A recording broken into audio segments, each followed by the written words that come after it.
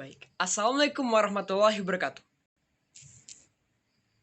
Perkenalkan, nama saya Bayu Ajal Ganistanto dari SMA Negeri 1 Bojonggede kelas 11 Sains 2. Di sini dengan nomor urut atau nomor absensi nomor 9, saya ingin izin mempresentasikan hasil penelitian dan juga pembelajaran kami mengenai Negara Kesatuan Republik Indonesia, lebih tepatnya adalah ancaman, tantangan, hambatan, gangguan terkait dengan implementasi dan juga realisasinya dari integrasi nasional.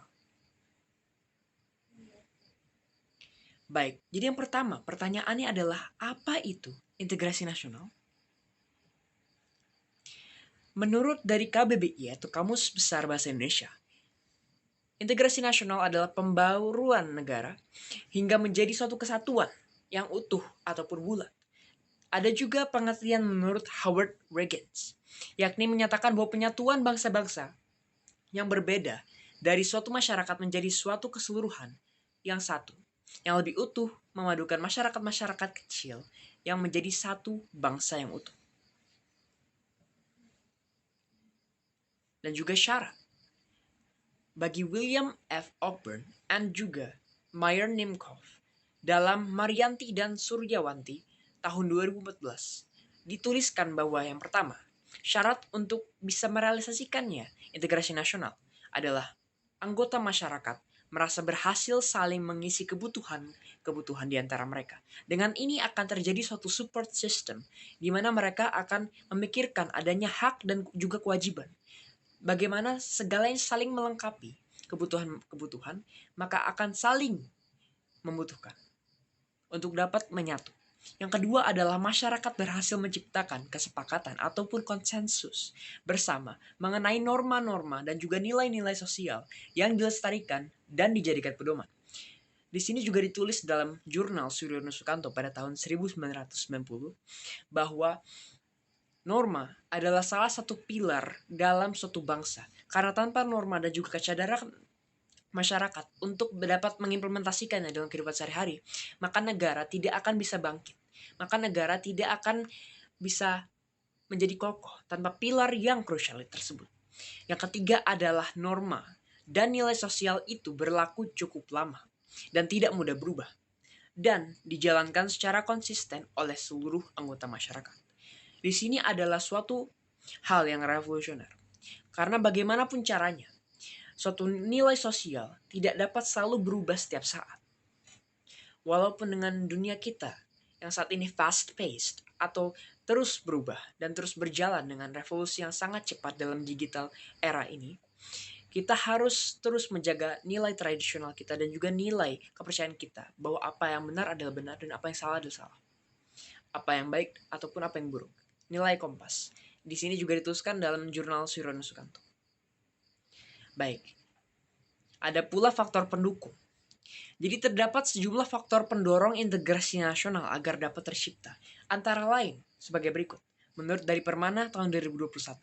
Yang pertama adalah adanya rasa senasib dan seperjuangan yang dilibatkan atau diakibatkan faktor sejarah Indonesia. Yang kedua adalah adanya konsensus nasional yang tercermin dalam simbol negara, yaitu Garuda Pancasila dan juga semboyan Bhinneka Tunggal Ika, sebagaimana yang telah ditulis dalam Undang-Undang Dasar 1945 pasal 35.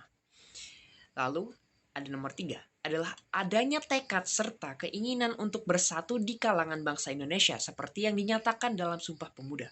Dan yang terakhir keempat adalah adanya ancaman dari luar yang menyebabkan munculnya dan berkembangnya semangat nasionalisme di kalangan bangsa Indonesia.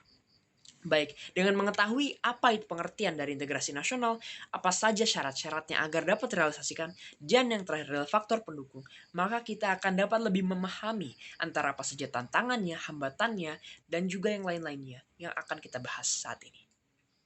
Dapat kita lanjutkan kepada ancaman. Yang pertama adalah ancaman. Apa itu ancaman? Menurut Undang-Undang Dasar Negara Republik Indonesia tahun 34 Nomor 34 tahun 2004 tentang negara ataupun Tentara Nasional Indonesia. Ancaman merupakan setiap usaha dan juga kegiatan, baik dari dalam negeri maupun dari luar negeri, yang dinilai dapat membahayakan kedaulatan, keutuhan wilayah negara, dan keselamatan segenap bangsa. Ancaman merupakan faktor utama yang menjadi dasar dalam penyusunan desain sistem pertahanan negara, baik yang bersifat aktual maupun potensial. Bersifat aktual berarti ancaman nyata, bersifat potensial berarti ancaman yang belum nyata. Mari kita lihat jenis-jenis ancaman. Di sini terbagi menjadi 3 jenis. Yang pertama adalah ancaman militer.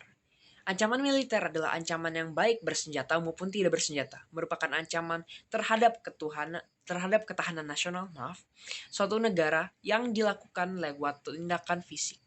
Ancaman militer dapat berupa agresi dan non-agresi, baik berasal dari dalam maupun dari luar. Contoh-contohnya adalah serangan cyber militer, terorisme, invasi negara asing, pelanggaran wilayah darat, dan juga laut, di mana potensi ataupun kemungkinan serangan fisik atau agresi oleh satu negara terhadap negara lainnya. Dapat kita ambil contoh sebagai agresi militer Belanda yang pertama maupun yang kedua. Ada pula ancaman militer internasional, contohnya adalah Rusia dengan Ukraina ataupun Palestina dengan Israel. Yang kedua adalah ancaman non-militer. Ancaman non-militer adalah ancaman terhadap ketahanan nasional atau suatu negara yang dilakukan dalam tataran pemikiran seperti Ipolek-Sobut atau ideologi, politik, ekonomi, dan sosial budaya. Teknologi dan keselamatan umum yang berasal dari dalam maupun luar negeri. Contoh-contohnya adalah radikalisme, ekstremisme, ketimpangan ekonomi, penyalahgunaan teknologi, dan juga informasi. Contoh yang beredar saat ini mungkin adalah dengan masuknya ideologi luar baik dari sosialisme dan lain-lainnya melalui buku dan juga literasi. Yang di sini juga ada pula penyalahgunaan teknologi dan juga informasi yang dilakukan oleh rakyat-rakyat Indonesia. Dapat kita lanjut kepada yang ketiga, adalah ancaman hibrida. Dijelaskan sebagai ancaman yang merupakan penggabungan antara ancaman militer dan juga non-militer. Ancaman hibrida antara lain adalah ancaman konvensional, asimetris, teroris, cyber warfare, serta kriminal yang beragam dan juga dinamis. Berikut adalah 3 contoh dari tiga-tiganya. Dapat kita klasifikasi saat ini juga dan juga kita identifikasi. Yang pertama adalah kronologi konflik di Laut Natuna. Cina tuntut Indonesia stop pengeboman gas, klaim sebagai wilayahnya. Yang kedua adalah viral video polisi razia kosmetik di sekolah. Polda Lampung sebut misinformasi. Dan juga yang ketiga adalah sumber bocornya 330 juta data Dukcapil ditelusuri. Dapat kita lihat yang pertama adalah antara perbatasan. Jadi yang pertama adalah ancaman militer. Yang kedua adalah misinformasi ataupun hoax. Berarti yang kedua adalah non-militer. Dan yang ketiga adalah bocornya 330 juta data Dukcapil yang telah ditelusuri. Di mana ini adalah akibat dari kerjasama hacker Bjorka dari Indonesia dan juga hacker-hacker Rusia dari luar negeri. Berarti adalah ancaman yang merupakan ancaman hibrida. Dapat dilanjutkan kepada ancaman berdasarkan sumber. Yang pertama adalah ancaman dari dalam, yakni dijelaskan sebagai ancaman dari dalam adalah segala ancaman terhadap ketahanan nasional yang berasal dari dalam negeri. Contohnya adalah serangan cyber dalam negara, contohnya Bjorka. Yang kedua adalah terorisme, ketiga adalah radikalisme masyarakat dan juga ekstremisme masyarakat. Contohnya di sini adalah bom gereja katedral di Makassar. Yakni adalah disebabkan oleh terorisme di dalam negeri. Jadi oleh rakyat Indonesia sendiri, di mana terorisme ini atas diskriminasi antaragama. Ancaman kedua adalah ancaman dari luar. Didefinisikan sebagai segala ancaman terhadap ketahanan nasional yang berasal dari luar negeri. Contohnya adalah serangan agresi luar negeri, perang dingin, pelanggaran teritorial laut dan juga darat, dan juga kedatangan terorisme dari luar. Di sini ada contoh kasusnya adalah tragedi bom Tamrin dan direncanakan di penjara di eksekusi residivis, di mana sang mastermind ataupun perpetrator dari kasus ini berasal dari Pakistan. Oleh karena itu, ini adalah ancaman dari luar dengan terorisme yang berasal dari luar negeri. Dapat kita lanjut kepada ancaman berdasarkan bentuknya. Dibagi menjadi 2. Yang pertama adalah ancaman nyata. Didefinisikan sebagai ancaman yang sering terjadi dan dihadapi setiap saat, baik berasal dari dalam negeri maupun dari luar negeri, yang dinilai membahayakan kedaulatan negara, keutuhan wilayah, dan keselamatan segenap bangsa.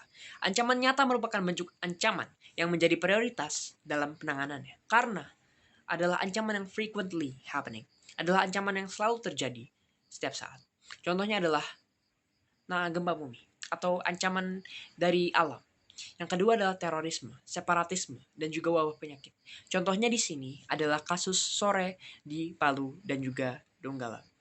Ini adalah kasus tsunami dan juga gempa yang telah terjadi pada tahun 2018 ya. Adalah ancaman nyata yang terjadi. Contoh kedua adalah ancaman yang belum nyata. Didefinisikan sebagai ancaman dalam bentuk konflik terbuka ataupun perang konvensional. Pihak yang berhadapan adalah kekuatan angkatan bersenjata kedua negara. Contohnya di sini adalah perang dingin, perang nuklir, perebutan wilayah secara fisik, maupun tekanan persenjataan. Kasus di sini adalah antara perang Rusia dan juga Ukraina yang sampai sekarang belum telah diresolusikan. Baik, jadi itulah tentang ancaman. Kita lanjutkan kepada tantangan.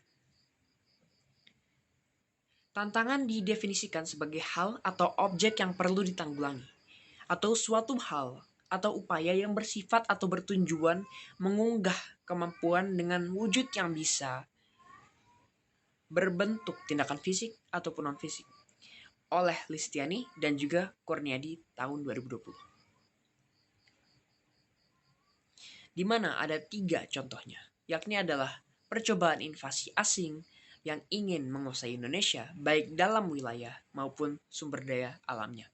Yang kedua adalah korupsi, kolusi, nepotisme yang dilakukan para oknum untuk kepentingan diri sendiri. Dan yang terakhir adalah kriminalitas di kalangan masyarakat. Kriminalitas dapat menimbulkan rasa yang tidak aman bagi masyarakat, kecurigaan terhadap lingkungannya, serta ketidakpercayaan terhadap aparat. Maka dapat kita dedukasikan dari ketiga contoh di sini atau ketiga bentuk tantangan di atas ini bahwa tantangan merupakan yang umumnya atau tipikalnya berasal dari dalam negara, yakni dari korupsi, kolusi, nepotisme, ataupun ada juga invasi asing.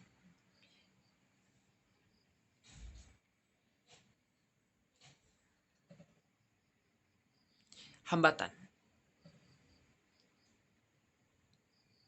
Hambatan adalah hal internal yang menghalangi upaya atau melemahkan usaha untuk mencapai tujuan berdasarkan dari Kamus Besar Bahasa Indonesia.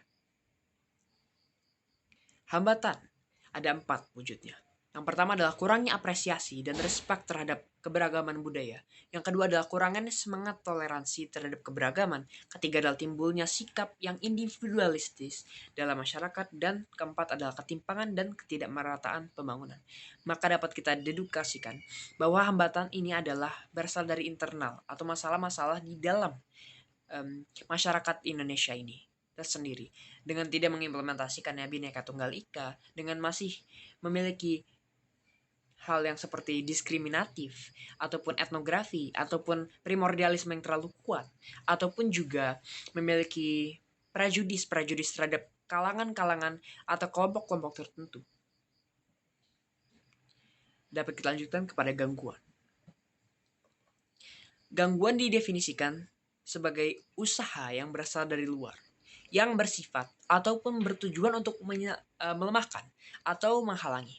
Gangguan dapat berwujud tindakan fisik ataupun non-fisik, namun gangguan ini pasti dari luar. Di sini ada beberapa contohnya, yakni yang pertama kesenjangan sosial ekonomi yang dapat menyebabkan ketidakharmonisan dalam masyarakat. Makin berkurangnya sumber daya alam di suatu wilayah membuat sebagian masyarakat melanggar hukum dan mengambil hak milik orang lain untuk memenuhi kebutuhan hidupnya. Rendahnya kesadaran masyarakat terhadap gangguan dari luar masyarakat. Dan yang terakhir adalah rendahnya rasa aman dan tentram yang dirasakan masyarakat. Kita kembali lagi. Yang merasakan dari luar adalah hal-hal yang tidak bisa dirasakan oleh masyarakat sendiri. Contohnya dengan keamanan.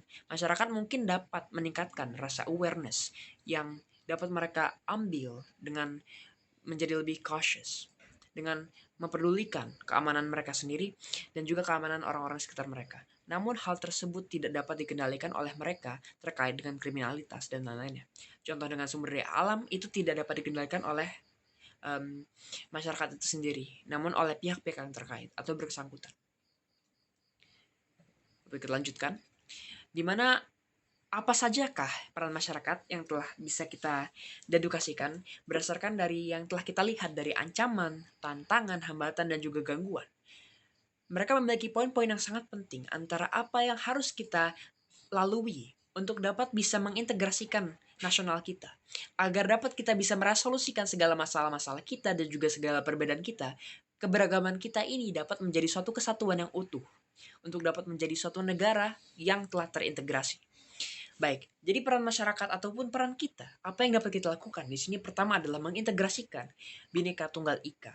Tidak hanya sebagai ideologi saja, namun sebagai aksi dan juga kompas moral. Bhinneka Tunggal Ika adalah semboyan yang sangat sakral dalam negara kita, dalam Indonesia ini. Namun hal tersebut hanyalah sebagai ideologi, hanyalah sebagai ucapan ataupun pemikiran yang rata-ratanya dilakukan. Namun dalam implementasi, dalam aksi, dalam apa saja aksi konkret yang dapat kita ambil, masih kurang yang dapat kita lakukan. Oleh karena itu, sebaiknya kita mulai dari sekarang untuk dapat mengimplementasikannya dalam kehidupan sehari-hari. Yang kedua adalah melindungi dan mengawasi keamanan pribadi dan orang-orang sekitar. Hal ini terkait lagi kepada rasa aman dari masyarakat. Bagaimana cara kita menciptakan rasa aman? Adalah dengan dapat melindungi hal-hal yang kita miliki sendiri. Jadi kita akan melindungi hal-hal yang kita miliki dan juga orang-orang di sekitar kita. Kita dapat mengingatkan orang lain untuk selalu waspada, untuk tidak semena-mena mendengarkan musik di tengah jalan ataupun di lain-lainnya, agar tidak menjadi target yang rawan untuk dicopet, untuk dicuri, dan lain-lainnya. Dan ketiga adalah melindungi kenyamanan dengan menciptakan ruang lingkup yang menerima. Jadi dengan mengimplementasikan Bhinneka Tunggal Ika ini juga kita dapat menciptakan ruang lingkup ataupun negara yang harmonis karena kita semua saling menerima. Dan kita juga memiliki kompas moral dan juga kompas dalam hati kita, di mana kita bisa membenarkan ataupun membedakan mana yang benar, mana yang salah, mana yang baik dan juga mana yang buruk. Sekarang kita dapat melihat peran dari negara. Yang pertama adalah melindungi bangsa Indonesia dengan segenap bangsa Indonesia, baik secara fisik maupun non-fisik. Hal ini dapat berupa dengan melindungi Indonesia dari agresi, melindungi perbatasan wilayah Indonesia dari pengambilan-pengambilan yang liar, agar Indonesia dapat tetap mempertahankan swasadayanya, agar Indonesia dapat tetap mempertahankan sumber daya alamnya. Yang kedua adalah menangkap dan juga mempidana oknum yang menggelapkan keuangan pajak. Contohnya adalah dengan KKN tadi. Dan yang terakhir adalah melindungi rakyat Indonesia dari doktrin filosofi dan juga ideologi radikalisme dan mengadili provokator-provokator yang dapat menyebabkan atau meledakkan konflik-konflik seperti pengoboman di Bandung. Baik, jadi itulah pesan-pesan yang dapat saya sampaikan.